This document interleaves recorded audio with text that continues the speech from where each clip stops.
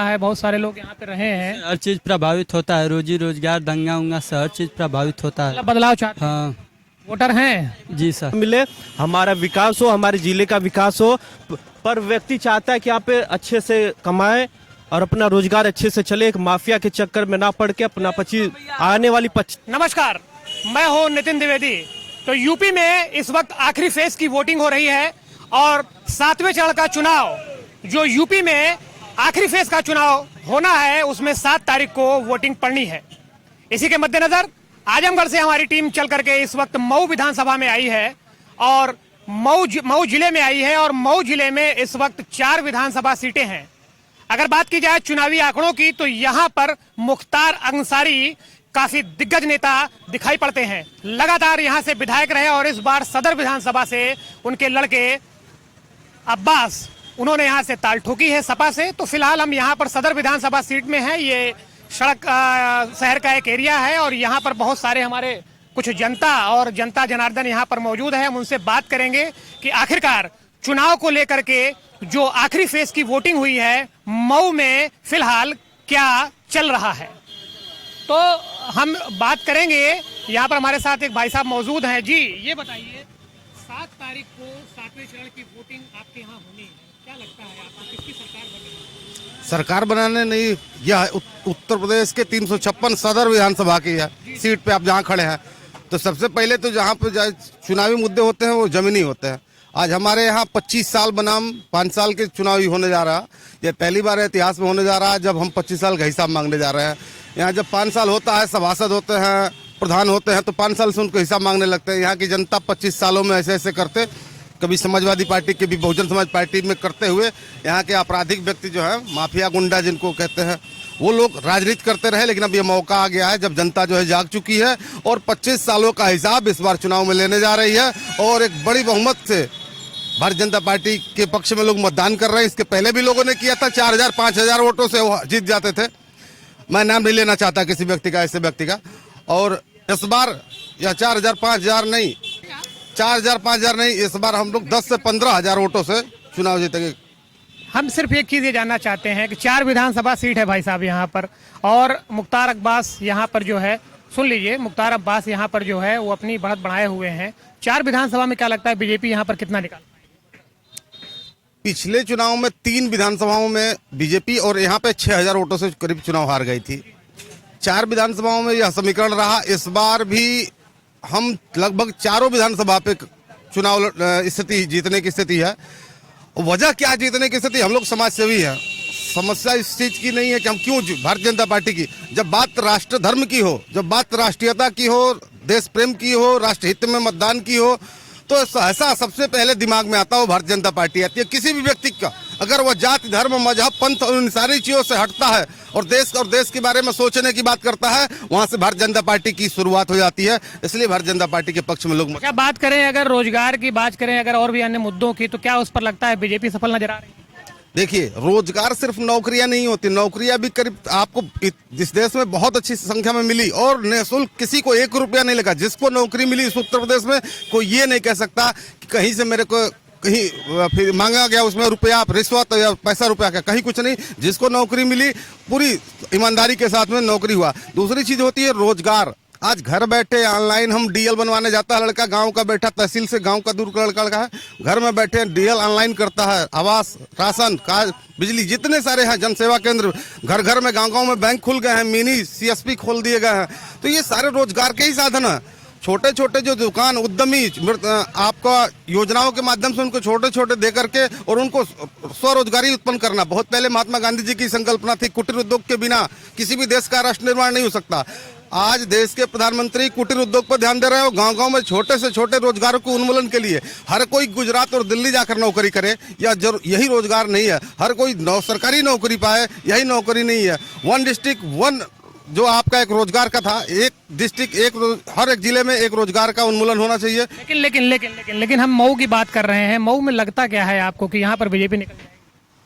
बहुत पहले आपको बता चुके हैं, फिर उसी सवालों का नहीं, देखिए अगर बात विधानसभा की बात की जाती है तो यहाँ पे पड़ना किसका? भारतीय जनता पार्टी पिछले विधानसभा में 3 सीटों पर जीत कर पड़ा भारी था।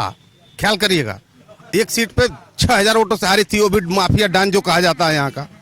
वो आप रिश्वत और पैसों के बल पे जो चुनाव लड़ता है उससे 6000 वोटों से यहाँ पे हारी थी।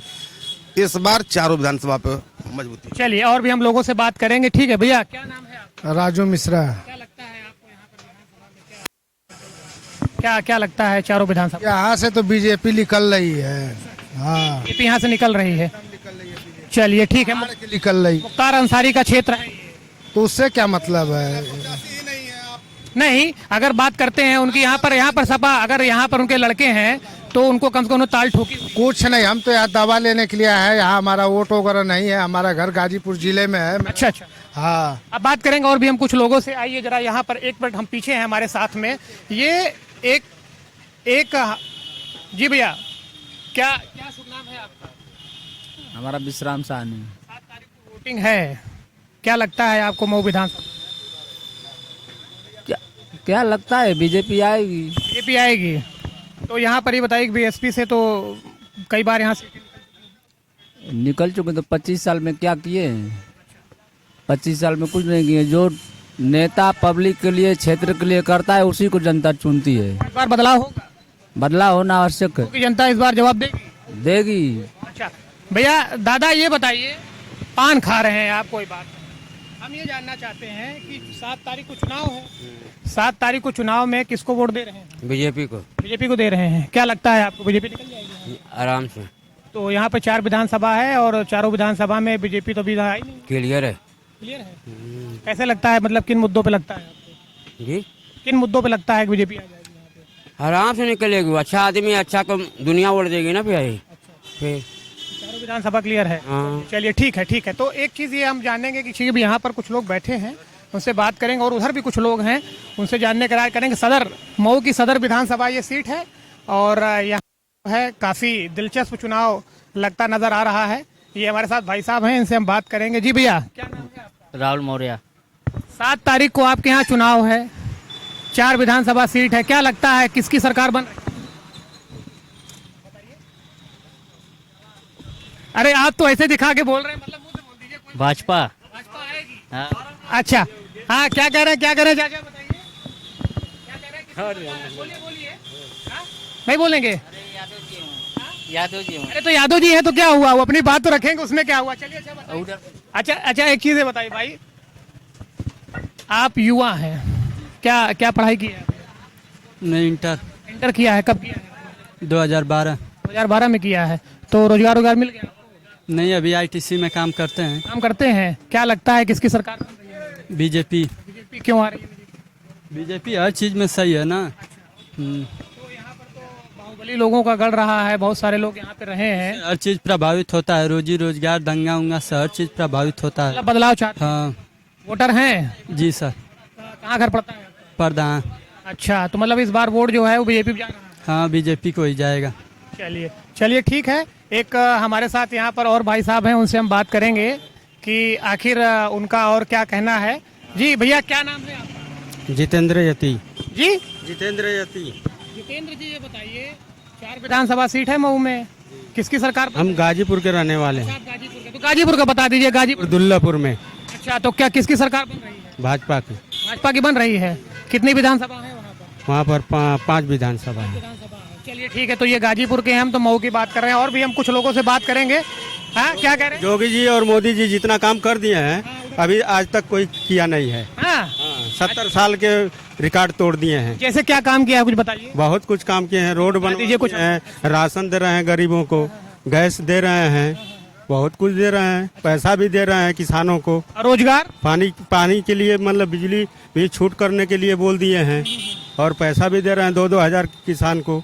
आपको मिला कुछ? जी मिला है। क्या मिला, किस लाभ में मिला, किस योजना? खेती करने के लिए मिला है। किसान निधि योजना। जी। अच्छा। और ये जो आवारा जानवर वगैरह की बात करते हैं कि इससे सुनिए, वो आवारा जो जानवर है ना, जो जानवर हैं वो जानवर योगी जी नहीं कहे हैं छोड़ने के लिए, न तो मोदी जी कहे हैं।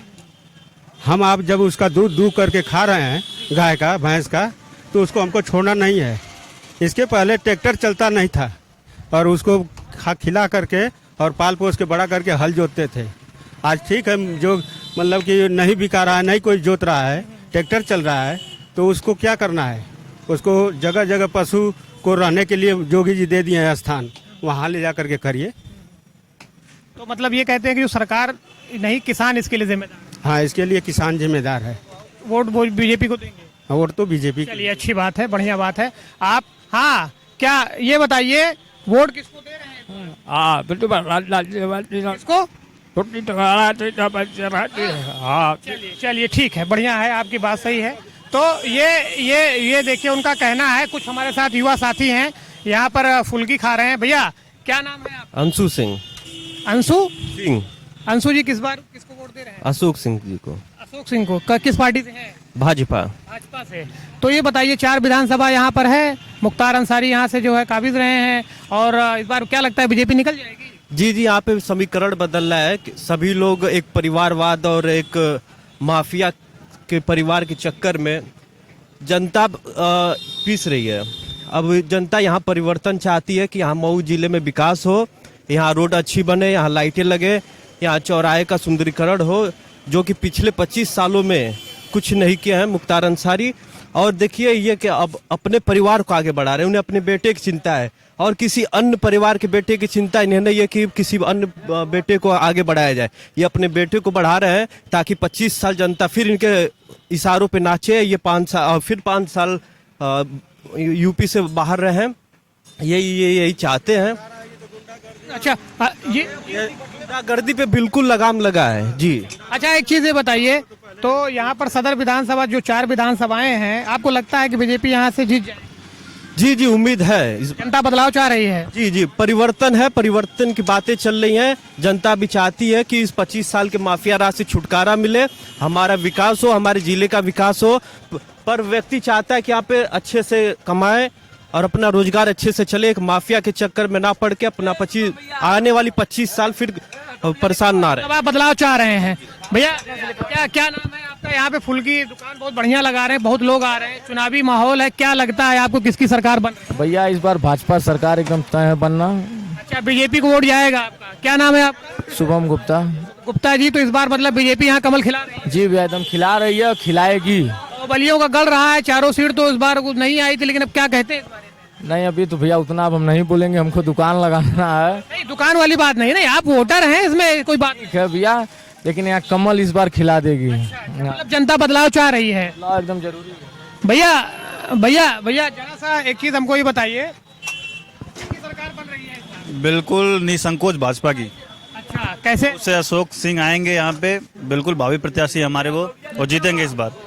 बदलाव चाहिए हमें यहाँ पे। सदर विधानसभा में बदलाव होगा? बिल्कुल होगा, 100% होगा। अच्छा, और एक चीज बताइए, लॉ एंड ऑर्डर और जो स्थिति है पिछले सरकारों में रही, यहाँ मऊ में रही है, यूपी में तो खैर योगी जी ही हैं, मऊ में जो इसके बारे में क्या कहना चाहेंगे? इसके बारे में यही है कि अभी भाजपा सरकार आएगी यहाँ पे, अशोक जी आएंगे तो बिल्कुल इसमें बदलाव होगा। जो माफिया है वो अंदर जाएंगे सारे, और यहाँ पे बिल्कुल जो है माहौल बिल्कुल सही हो जाएगा हमारे 356 विधानसभा क्षेत्र का। चलिए, तो बस हम यहीं पर अपनी बात को हम विराम देंगे।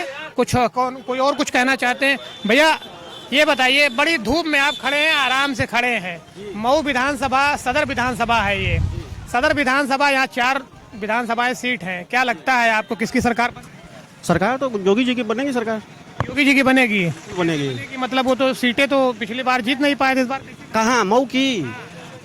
पिछली बार का माहौल कुछ अलग था, अभी का माहौल अगर अब क्या माहौल है इस समय? माहौल का मतलब है कि अगर इस बार यहाँ से भाजपा नहीं जीती तो आप समझ लीजिए जिंदगी में नहीं जीत पाएगी। अच्छा, जी, मतलब जबरदस्त माहौल चल रहा है। जबरदस्त माहौल। अशोक भैया इस बार अगर नहीं जीते तो यहाँ से भाजपा नहीं जीत पाएगी, इसके बाद कभी भी आगे नहीं जीत पाएगी। आगे नहीं जीत पाएगी। जो इस बार का माहौल है, जो सपोर्ट मिल रहा है उनको, है ना, अगर वो इस बार नहीं आगे बढ़े तो आगे के लिए बड़ा मुश्किल है। सदर की जनता मतलब बीजेपी को लाइक करेगी? बिल्कुल करेगी, बिल्कुल, और सारे लोग करेंगे, ऐसा नहीं है कि कोई एक जाति करेगी दूसरी नहीं करेगी। 7 तारीख को वोट आप दे रहे हैं?